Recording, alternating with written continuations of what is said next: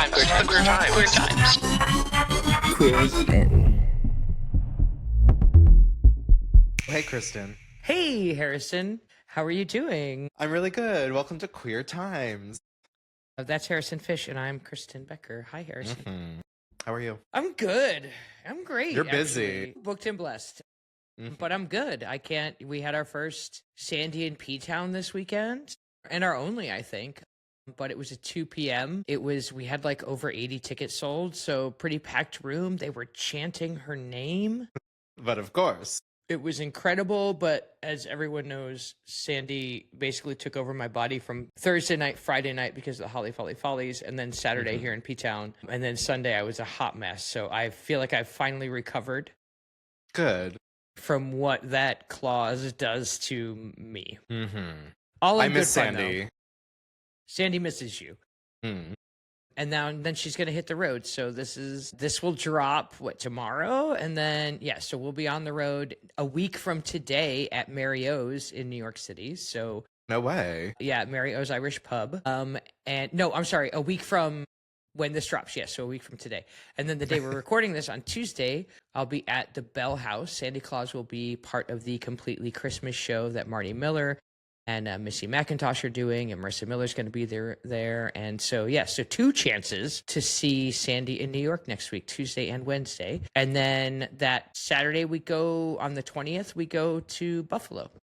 Oh, word. And Sandy's going to do her thing in Buffalo with Claus in Effect. I'm trying to develop people's relationship with Sandy in real time in different places. So the P-Town show is probably the most advanced and the people know the characters the most. And so we had to kind of write all new stuff for this, but going to New York to do Mary O's, they've never seen it before. So we'll kind of go back and do the initial introduction of Sandy, and then Buffalo kind of similar. We're going to do Claus in Effect as opposed to Out of the Closet to just add a few fun elements to the Buffalo show. I've always wanted her to be a show who feels nostalgic and traditional for people, right? Where if you come to it, you're going to get some classic bits that you love. Like we watch A Christmas Story because you'll shoot your eye out, kid, right? There's just stuff. And so I always wanted to have that, but then I always wanted to have some fresh new things. But yeah, we Sandied really hard, and it was a really fun time. That sounds. And she missed you. Yeah, I used to do the Sandy show with you for the past couple of years. Happy to see Marissa stepping in. She's having a great time with it, doing a great job. She bought this. It's so funny because she bought this outfit, and it's like a 3-piece corduroy maroon suit, and we realized it, and she wore a light blue shirt under it, and we realized she looks like she's from The Facts of Life, and I was like, wow, that is so spot on. Totally. But yeah, we're having a great time. So come see it. Go to KristenBecker.com. It's links to all the shows. Get your tickets. Tell your friends. New York City, Buffalo. We're coming for you. Hell yeah. Let's do a little recap of what we talked about last week. We talked about Patagonia hiking 100 miles to raise $1 million for 8 different queer outdoor Crushed charities. it in 4 days. Yeah. Crushed it. I think the final tally is about 1.2 million for those 8 charities. It's casual. Crazy. Yeah. It's casual. Still no makeup sponsorship. Interesting. I know, right? I saw a post about that where Patty was like, yeah, and yet no makeup. And bitch hiked all day. Right. Days in a row. Probably, I'm assuming, took makeup off with white bees, right? I'm assuming, right? This isn't a situation. I'm going to ask you, Harrison. This isn't a situation where you would just wear the same makeup every day, right? Not for as good as she looked. Okay. She looked good every day. I don't think that would last 10 days. You can't just keep. I don't understand makeup in that way, so you can't just keep layering it on. Is what you're saying? I don't think that's recommended. Okay. So but yeah, congratulations to Patty. Really killed it. Crushed it. I wanted to talk about this Netflix Warner Brothers sale. I also would like to talk about this. Yeah, it's pretty interesting. I don't know exactly how you feel, but considering we're both kind of close to each other on the political spectrum, I imagine you're kind of not super excited about 2 of the largest media conglomerates combining. It's not my favorite thing. I'm not happy about that. I'm also not happy about, on a side note, that when it was 2012, I think, and I was laying in bed with my then ex, and I went, wow, this Redbox thing, we should buy stock in that because they're gonna eventually make enough money mailing you other people's stuff, that they're going to start making their own stuff. And I am so mad that I did not. Well, I was going to say I'm so mad I did not buy stock then, but me in 2012 was a fucking drunk touring comic, so I was not buying stock. Anyway, I digress. Yeah, I prefer Netflix to like the Paramount hostile takeover that's being planned right now. I don't want it all congealed into one spot, but of the two situations on the table right now, I almost prefer Netflix. Yeah, I mean, I wonder. Well, let's give a few details about the sale first. So, Netflix has struck a definitive agreement to purchase Warner Brothers, and this is specifically its film and television studios as well as its streaming assets. So what isn't for sale and what they are not buying is any of their cable channels that they own. So they're not going to own CNN, things like that. They're basically going to spin off those as what they're calling Discovery Global, which is CNN, TNT, Discovery, things like that.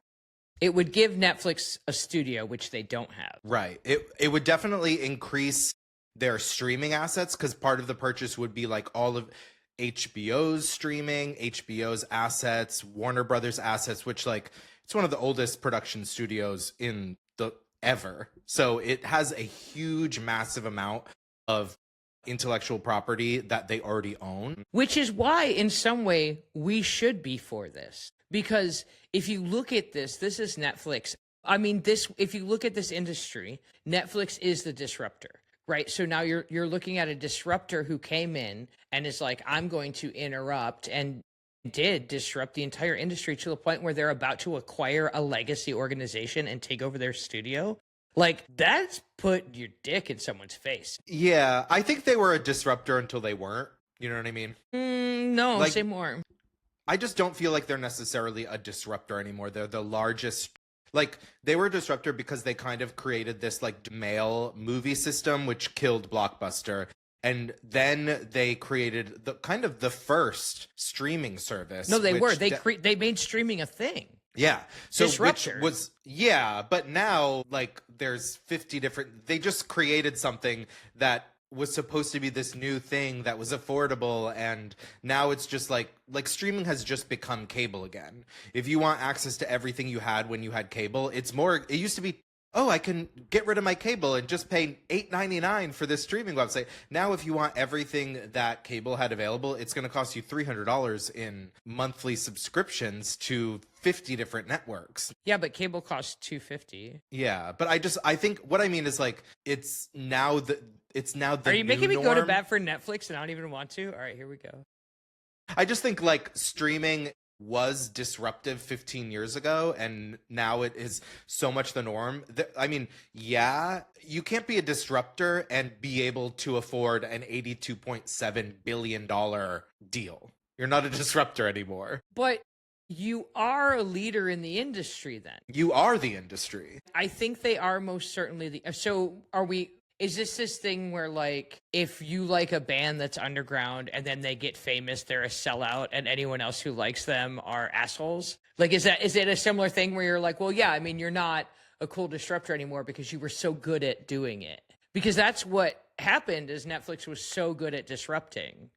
Well, I mean, their initial concept was that they were like, we're an affordable option to kind of replace cable. Now they ended password sharing. Like, you can't share your password with your 80-year-old grandma anymore, and upping the price because they need the money. And now they're spending $83 billion to acquire something else. It's like, I like to use your band analogy. I feel like that's like an underground band, like doing free shows for their fans, who now is charging you $1,000 to see a show, and all their music is AI. Like, they're just not what they were anymore. But they're not what they were anymore. They did create some good stuff. The stuff they've created since then is less than. They do have, obviously, an affinity to episodic over movies, right? So this idea of like cinema classics, are they interested in that? No. Have they showed any vested interest in theatrical releases at all? Absolutely not. I think what will happen is this could be very bad for movie buffs for sure. I don't think your analogy of them charging $1,000 for tickets when they were once an underground band holds, because I honestly don't think it's that expensive. I understand that it's more than it used to be, but everything is. And while I am someone who regularly has to go through my subscriptions and make sure that I don't suddenly have 15 because I needed to watch that one show that was on Lifetime and I don't have cable and so on, I am that person. I think that given the amount of money we spend to entertain ourselves, I mean, I live in a place where, and so do you, where a drink is $17 one for the month, right? So I guess just in relative to the expenses that we have in the world today, I'm not convinced that it's terrible. My main concerns come from, is this going to be the end of the 2-hour movie or the 90-minute movie and it's all going to be stretched out, regurgitated information so that they can make it 8 hours so that we'll watch it and they'll get that ad revenue. But on the flip side, I have a huge concern about, because now there's a hostile bid. Did you hear this part? Sorry, I just jumped all over the place. But did you hear that Paramount? Well, I want to go. I want to go back. Like, Okay. as much as it's like dollar amount affordable, like I actually just looked up what it costs. I think it's like $12 for ads. I think an ad-free subscription is like upwards of $20 a month now. Okay. And the thing is like, as much as like $20 a month isn't so much when you compare it to other things, it's frustrating that a year ago, 6 months ago, 2 years ago, Netflix is like, oh, we have to raise the price of this. And everyone's kind of like, why? But okay, fine. And now we're seeing what that extra $5 a month that we all were paying. It wasn't so that they could continue providing the service that we're paying for. It's so that they can provide the service that we're paying for, as well as bank $83 billion to buy something else. And that is insulting as a consumer. That they made money off of us. All right, so $7.99 a month if you have ads, $17.99 a month for no ads, and then $24.99 a month for 4 devices at once, no ads. I will be honest and say that I hate it when you pay for any streaming service and you also get ads. So if it's $17.99 and I don't have to look at ads, I'll take it. If it's, what is Hulu? Like $11.99 and you get ads and you got to pay like $70 a month to have Hulu TV or some shit. I don't know. I'm just not convinced that Netflix is the biggest problem. And it's clear that I have an affinity for Netflix, it seems. Netflix is bad. The effect that they have had on culture as a whole is a net negative. If you are an artist or a creative, Netflix is bad. That is true.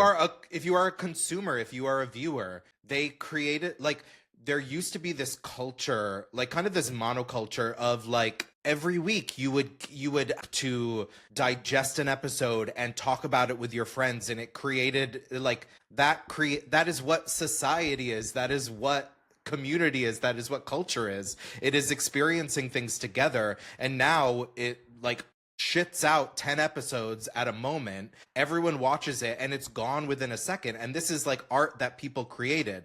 You no longer have to go to a theater and experience a movie with people. Thank God. It is no, I'm kidding. I disagree. Netflix is a net negative for culture and creativity, and also, and like, I just think $83 billion deals shouldn't exist. Can we talk about one thing, though? You're not saying that a good binge is bad, are you? Because what I'm hearing, because you're like, this is all the thing, and every point you made, I agree with, and I think you're right. And I already readily admitted, I am concerned about feature-length movies and premieres, and because why would a streaming service have any interest in spending the marketing money it would need to spend for a feature-length film to do really well in the box office? It costs millions of dollars for that to be successful, right? On the flip side, we get to binge. I'm not against binging. It sounds like you are. No, I just think not to be like some old, like back in my day, you used, if you wanted to see a movie, you had to go see it in the theater, and then you had to wait like a year if you missed it in the theater for it to come out on video. And that created pop culture. It created this thing we all experience together. And now it devalues it so much to have it. And I'm not against binging. I just think binging is for things that, like, I didn't watch White Lotus when it came out. Now I'll binge it. But I do think if it just came out all at once, like, people who watched White Lotus or The Leftovers, I mean, The Last of Us, these HBO is built upon the weekly release, and now it is getting eaten up by this company. I like HBO shows because they come out once a week, and I get to talk to all my friends over the course of a week about the episode, about what we think is going to happen next. It creates such a better watch experience, and now they're buying that. I guarantee to destroy it. I don't know if they'll destroy it or not. I think you are attributing this social phenomenon of Reels and TikTok to Netflix. I don't think that Netflix single-handed... I think that we have a shorter attention span as a society. And I think that movies as a whole are up against that battle. Do I think that Netflix is a cog in that whole wheel of that is flying down a hill as our society crumbles into the ocean? Yes. But I think that it's not just that Netflix lets you binge. I, for one, enjoy some of the programming there. I would hope to see... I'm hoping that there's enough creatives at Netflix. That's what I'm hoping. That there has been a lull in quality, and I do think that lull in quality was to save up the money to buy this for this takeover wholeheartedly. And now I hope that since they got it, or will hopefully get it, or when they get it, that it will be a new era, and it'll be the best thing in America, Harrison. I think there's no chance that the largest streaming entity purchasing the third largest streaming entity is a good thing for anyone. You're probably right. I think you're probably right. There's no chance that this will be a positive for anyone except for shareholders at Netflix and Warner Brothers.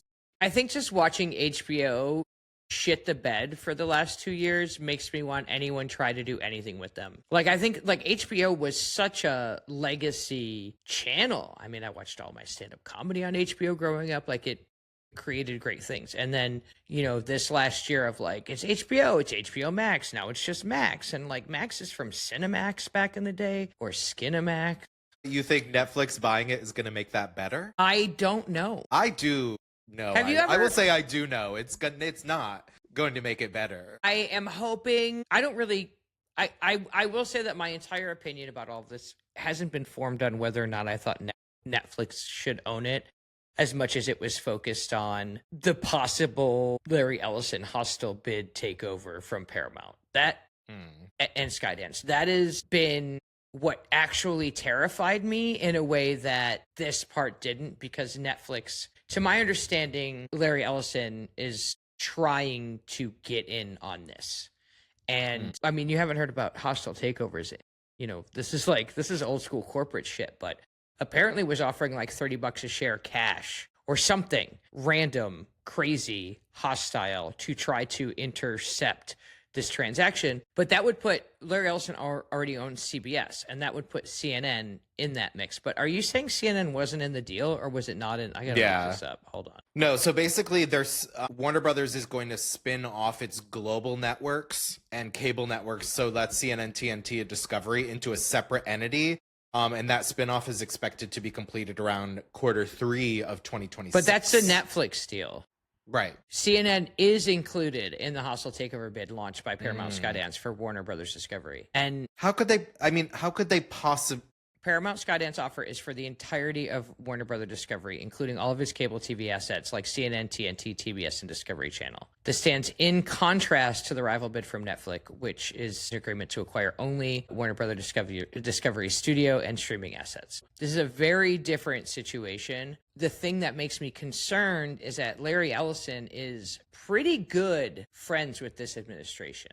And this administration has no qualms about interfering in corporate mergers or takeovers. And so that's kind of where I'm at in this. Like, I there's a little part of me that feels a little bit like, I don't think the Netflix part is the story as much as I think it's this possible, is Paramount Skydance, who also, let's not forget, Larry Ellison is one of the new American owners of TikTok. So now you're looking at somebody who is making a hostile attempt to take over another chunk of media, which is CNN, right? So I think that where I got more distracted on wasn't necessarily like, will Netflix take it over, as much as I was like, wait, but what about this other component, which is our TikTok, CBS News, and CNN about to be owned by the same guy who sucks drumstick.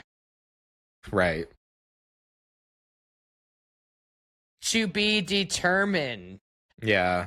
I heard this theory that I feel like might be kind of likely, which is that Netflix has kind of no intention of the sale going through, because it seems unlikely that regulators will allow this sale. But one thing, What regulators?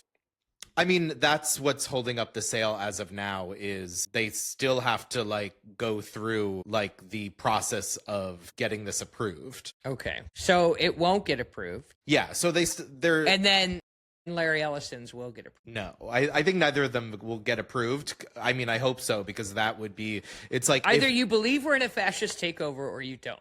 And Right. if we're in a fascist takeover, they've already established the next move in the fascist takeover. Right. But I guess what I'm saying is like, if you're going to allow the thing is like, Netflix is the biggest streamer. Warner Brothers is the third biggest streamer. The second biggest streamer is Amazon, which is like, that's not, you can't even, I wouldn't qualify that as a streaming site, because like people tend to pay for their Prime account and they get, it's like they get streaming along with it. No, people But it aren't puts out decent. buying the streaming. Yeah, sure.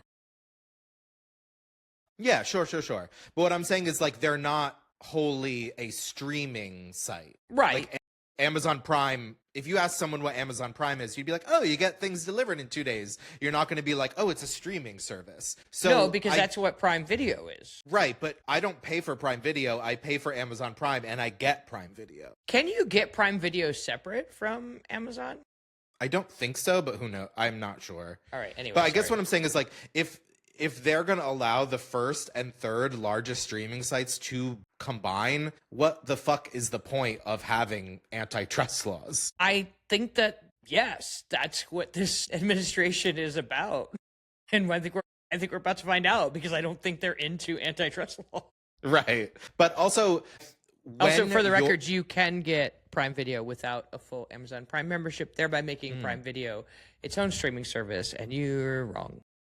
Sure. But during the process of this like regulatory scrutiny, and like while they're reviewing the sale, Warner Brothers isn't allowed to make anything. Basically, all their assets kind of get frozen while they're being reviewed.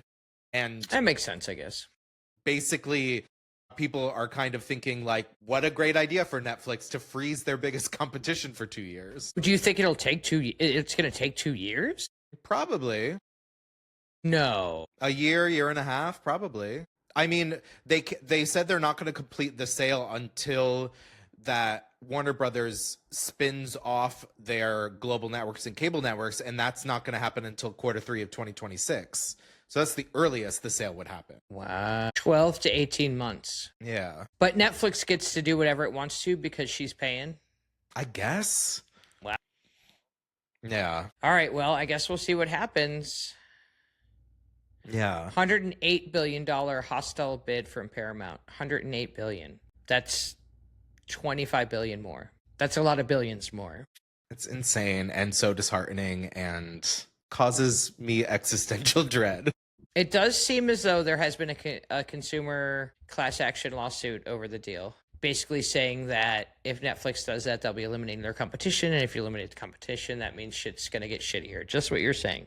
So they're literally selling it as that. They're literally saying, they're like, we want to be a one-stop shop for media viewing. Like, they're saying they want to be a monopoly. We live in crazy times. Yeah. Do you want to talk about another crazy times thing that's happening this week? I do. What do you got? Yeah. So last week at Oklahoma University, there was a student who submitted a paper Like in Oklahoma State, like OSU. No, OU. So a student submitted a paper in the psychology class responding to an article about gender norms. So the assignment was, this is an article about gender roles. Write a response engaging with the article. So this student, her name was Samantha Fulnecki, wrote an essay citing the Bible and arguing that traditional biblical gender roles, and she described transgender identities as demonic. Okay. Right. So this paper was graded by a graduate level teaching assistant. Their name is Mel Kurth, and they identify as transgender. Okay. This teaching assistant gave the student a 0 on the assignment and said that it wasn't because of her religious beliefs, but it was because the essay did not fulfill the assignment requirements. It lacked empirical evidence, didn't engage with the academic article, which was the assignment, and contradicted itself. And also, I've been able to read some clips of this, and it's written poorly. Like, it's just written poorly. If you're gonna cite the Bible, make it good. Right? Yeah, at least, like, if you're gonna make an argument, make the argument. Don't just, it very much seems like this person wanted to start something, and they sure did. So this student then filed a complaint alleging that they received this 0 grade for this assignment because of religious discrimination. And the university put on administrative leave while it reviews the incident. And also said that the 0 grade would be removed from their transcript and grading until this was figured out. So I'm going to push back. In the grading remarks, it says that the instructor said that the essay, and I quote, heavily uses personal ideology over empirical evidence in a scientific class and is at times offensive. And I think if the teacher would have left the and is at times offensive out. I agree. And you know what I mean? I think that, like, they would have made their point better. I think that the point needed to be made without the personal offense, without it, because this is about whether or not, like, how do you say that it uses a personal ideology over empirical evidence, and then in the next breath be like, and my personal ideology is offended by that? I think calling transness a personal ideology. Obviously, I'm not saying those are the same things, but I'm saying that, like, I don't know how you can insert, as a professor who is, I'm not convinced that saying it was offensive was the right. If she wrote an article saying that Black people are demonic and the Black TA said that they were offended by it, it's just, we live in a world where transness is open for debate simply because one side wants to offend. But I also agree, it's like, I am aware enough, and I imagine this teacher's assistant is as well, and you are, it's like, you can't give them an in to poke holes in your, like, in your argument. Like, she is correct saying that, like, this is a scientific based psychology class. We all learned how to cite articles and evidence when we were in 5th grade. This person is in college in a scientific class in the science of psychology and is using something that is not considered a scientific text to inform their argument, and therefore their argument isn't valid. I think that part I would have leaned into really hard. Yeah. The part where it's like, hey, you can't bring the Bible in to argue science. Period. Like, period. You can't bring the Bible in to argue science. And if you want to, you shouldn't be in a class that ends in ology, the science of. Right. Sorry. Yeah. Like, if you don't go to a science class to debunk science, it's the class about science. You go to theology class to debunk science. Exactly. This has caused, obviously, uproar. There are students. I feel like it seems like the majority of students are on the side of the professor, and I think that's probably smart for them, because I think they're spending a lot of money for a college degree, and I think they want their college degree to have weight and value once they pay their $100,000 for it. And I think it's going to be difficult to argue that a degree from Oklahoma University has any weight when you are allowed to write a shitty essay based on nothing and then whine to get your grade removed. I mean, that's great for the college, but the governor of Oklahoma has a different perspective. Yes, I very much feel like the people that are in support of this student are not necessarily involved with the university and are using this as an example or as a way of, creating a culture war. The Governor Kevin Stitt says, the First Amendment is foundational to our freedom and inseparable from a well-rounded education. The situation at OU is deeply concerning. I'm calling on the OU regents to review the results of the investigation and ensure other students aren't unfairly penalized for their beliefs. So if I were to be in college and write an essay and it's just nonsense, absolute nonsense, and they give me a bad grade, I'm going, it's my freedom of speech for this to be nonsense. It's my freedom of speech to be able to be stupid. It is once again, like, people have a severe lack for a fundamental understanding of what the First Amendment is. It is that you cannot be punished by the government for your speech. You getting a bad grade on a paper because you're a dum-dum isn't you're not, it doesn't mean you're allowed to say anything anywhere and not receive any response or reaction that you don't like. That is not what freedom of speech is. We're just in this era right now where anytime anyone is told they're wrong,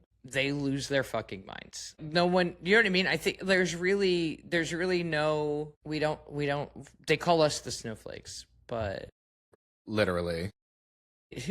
I don't know. I guess I feel like I was about to be a sympathizer again, because I'm also like, you're really being devil's advocate this episode. I just feel like if I'm a professor, and I say this as someone who works with the age group of 18 to 20 pretty regularly. This is a college age group, right? And some kid takes a jab at me like that. I just feel like at that level that I would have responded in a different way than a 0. I don't know. I just feel like the teacher's assistant's job is to empirically grade this paper. And if their argument is that they didn't do the assignment, and after seeing their response, I also don't think they did the assignment. But there's such a smug way to write, I'm sorry you didn't understand this assignment.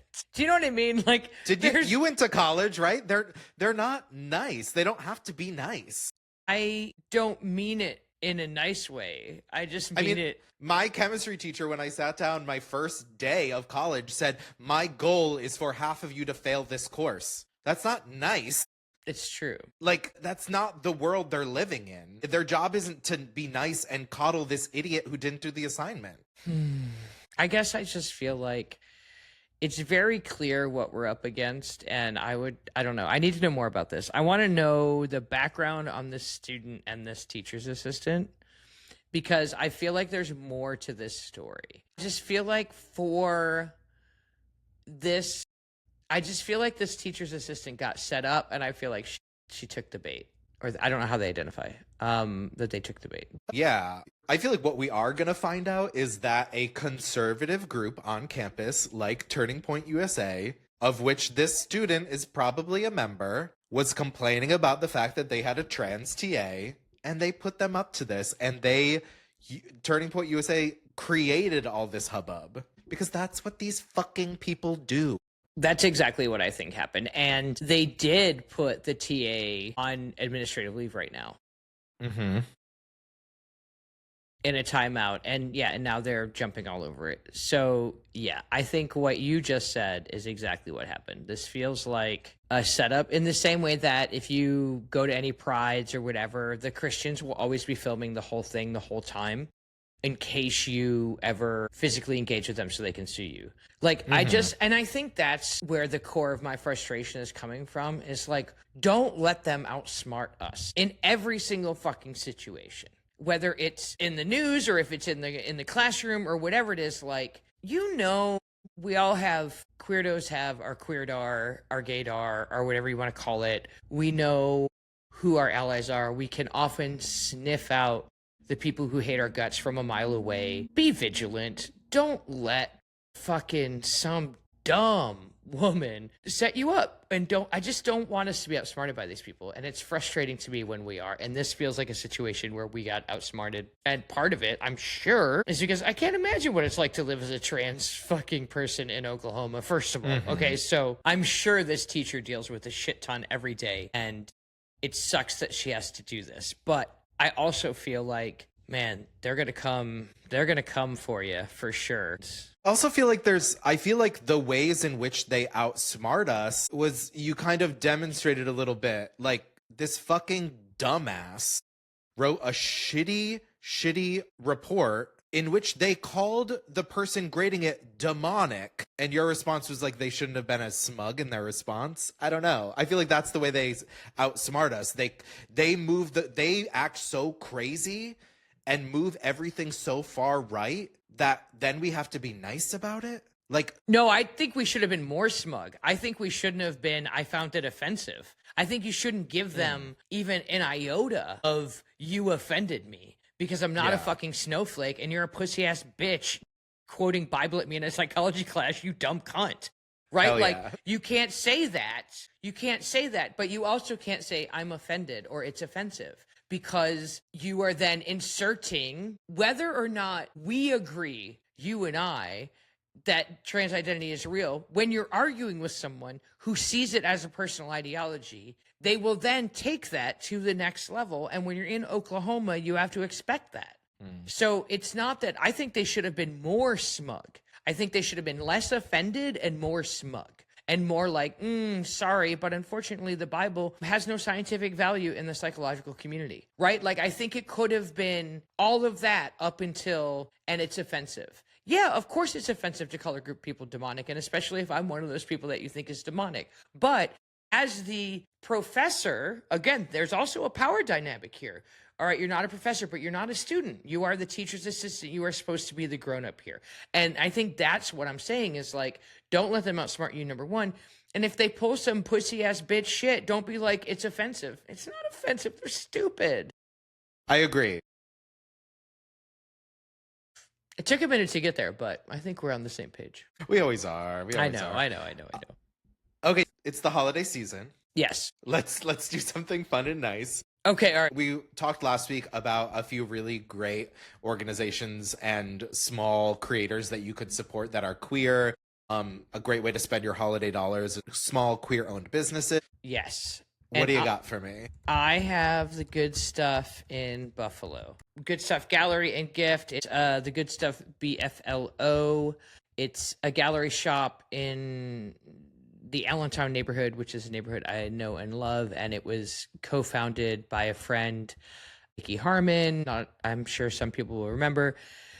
In March of this year, Mickey and Jordan were tragically killed in their house, and they were both huge activists in the Buffalo community, the queer community, preserving LGBTQ history, being incredible artists in their own right. And their shop is a hub that has continued. It was a co-op to begin with, and just as a testament to who they were as people. And they have incredible artwork from incredible queer makers from all across Buffalo, and you can order online. And so just Google the Good Stuff Buffalo and it will come up, and you can check out their website, from prints to, sewn items to crafts, all really fun and cool and queer. And I think we're in that point. We're in like the last week of, if you order now, you might be able to get it for Christmas. So yeah, go check out the Good Stuff Buffalo. And it's a collection, a collaborative, a co-op of artists. That's in amazing. Buffalo that are all queer and amazing. Yeah. I feel like a really great way to honor people that you've loved and cared about who are no longer with us is kind of to further the things that they were doing to make the world a better place. Yes. Yeah, that's awesome.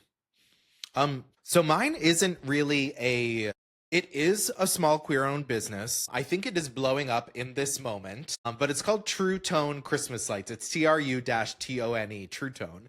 Okay. And I think gays, I'm especially one of them, but a lot of gays I know are very particular about lighting. No big light, no overhead light. I need dimness. No homophobic lighting.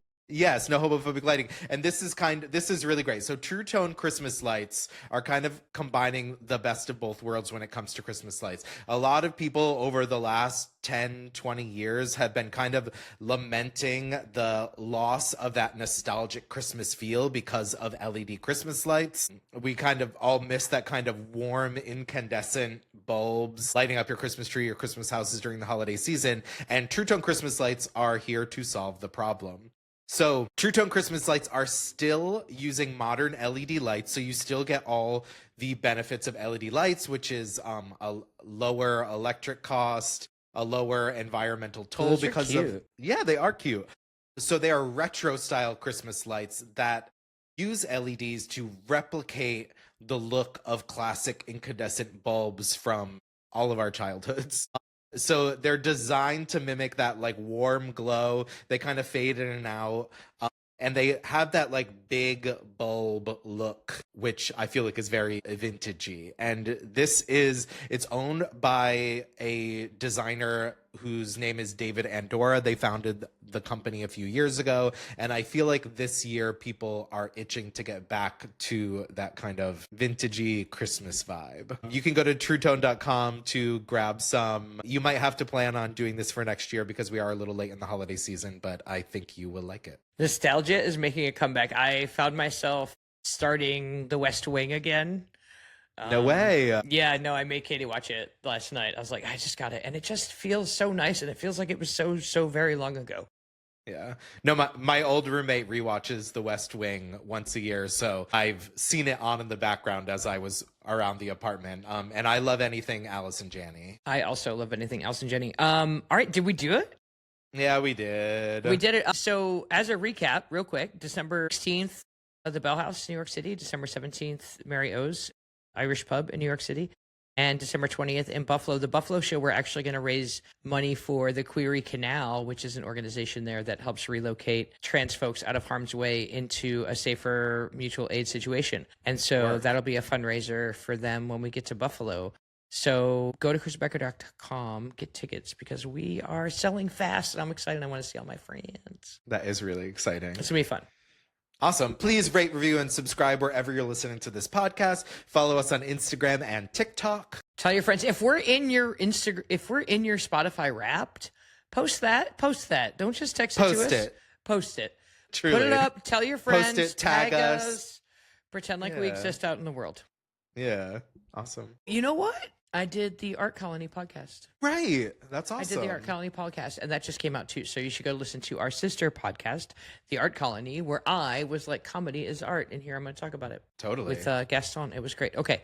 Really cool. All right. Love you, Queerly. Queerly. Bye.